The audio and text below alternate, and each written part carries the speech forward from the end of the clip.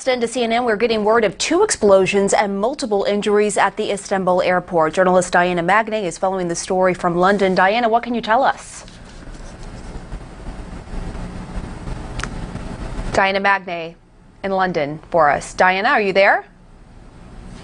All right, so we're waiting to get in touch with Diana, but Ali Velshi also joins us. I know you're familiar with this airport. What can you tell me about it, Ali? It is the third biggest airport in all of Europe. It's on the European side of Istanbul. Only London and Paris are busier airports. I think about 60 million passengers a year go through it. Very much like Emirates made Dubai a hub for traveling internationally, Turkish Airlines has made Ataturk Airport into that sort of hub. So many times when you're going to points east, whether it's in the Middle East or Asia, Istanbul has made itself into a hub. As a result, it has a very high profile. It's the type of airport that you don't mind getting to a few hours earlier before your flight. Sometimes you have to because of security, but there's high-end shopping. All of the major European and American brands are in the airport, and I often say when I'm in that airport, it's like being in the bar from Star Wars. It's every shape and color and size of people in international dress that you've ever seen. So what Turkey is to Asia and Europe and the Middle East, this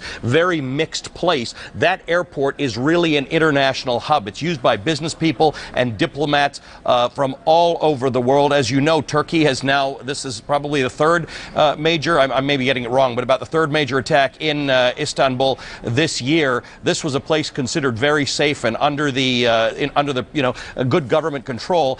Turkey's got 2 things going on. It's fighting ISIS, although a little bit tepidly, but it's really fighting the Kurdish independence movement in that country, and those are people who have been targeting the government. So most of the attacks, we don't know what the evidence is, but the government tends to blame on Kurdish separatist movements in Turkey, which has really succeeded in making this tourist haven a very difficult and dangerous place to go. But to actually have attacked the airport, Istanbul Airport, Ataturk Airport, is a very, very secure environment. I've traveled there sometimes several times a year. It is very surprising to see that there would be something that involves multiple injuries at that airport. But it is, just to keep in mind, it is the third biggest airport in all of Europe. It's bigger than Frankfurt. That really puts it in perspective. And right now we're getting our first pictures and video in of the aftermath of these 2 explosions that caused multiple injuries. There you see ambulances, people staying around, obviously looking distraught. Bob Baer, former CIA operative, joins us now. When you hear this,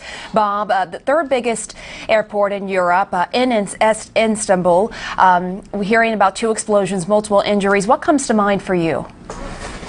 Well, right now, I'm looking at the Islamic State simply because there's been so many attacks in the last few days.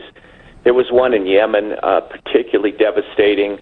There's been several in Lebanon, and then you have the Islamic State. Has also been after Jordan. They attacked the border post. A total of 12 Jordanian intelligence officials have been killed. We're going to have to wait until see what the Turks say. I mean, it could be the Kurds. We just don't know at this point. But Turkey is really in the sights of both the Kurds and the Islamic State.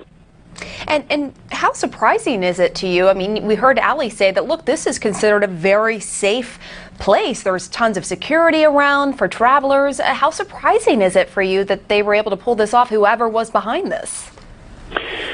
Well, I think what we have to face is that hiding explosives is fairly easy, as well as the detonators, and anybody who's sophisticated at it, especially vests, suicide vests, or even in suitcases, can get this through. The best security in the world cannot stop this stuff, especially in the departure lounge. Well, and you know, it brings to mind, obviously, what happened in Belgium at the airport there with the explosions going off where people were checking in for their flights at the counter. I mean, there are vulnerable soft spots in airports, like you say, that just can't be avoided. I mean, how do you protect those areas?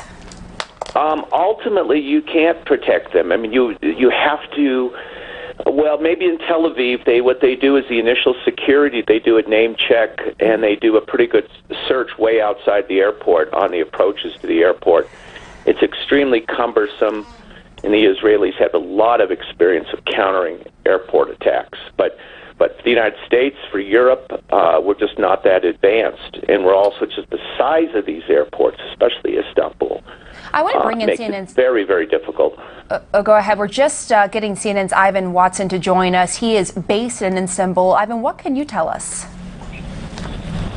Well, if this has in fact been an attack on Istanbul's airport, it is going to be another attack on Turkey's suffering tourism industry, which has been hit very hard by the violence, both by ISIS and by the Kurdistan Workers' Party, or PKK. This is an airport that I traveled in and out of probably hundreds of times over the 12 years I was based in Istanbul. It had a police checkpoint at the entrance to the airport compound, and then it had a row of security barriers and metal detectors just to get into either the departures or the arrivals halls. So there was a second ring of security there that people had to go through and put their suitcases out onto metal detectors and have, in some cases, their bodies searched.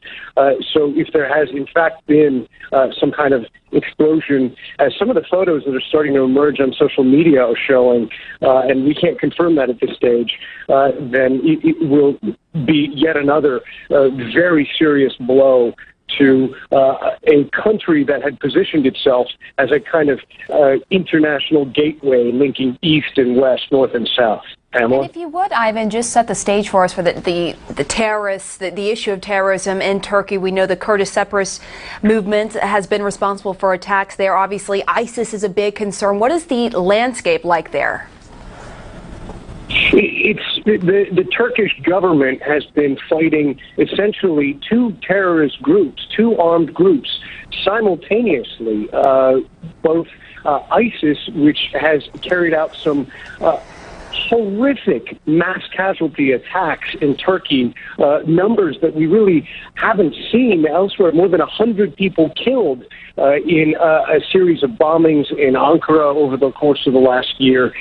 So some really horrific attacks. In the meantime, the war that the Turkish state has been fighting against the armed Kurdish movement, that's a war that goes back some 30 years, has very much intensified over the course of the last 2 years, where you have entire cities and towns in the southeast of the country that have been blockaded and bombarded with government artillery, and the PKK has been lashing back. The war that was largely kept in the countryside in previous decades has been erupting in the biggest city in the country.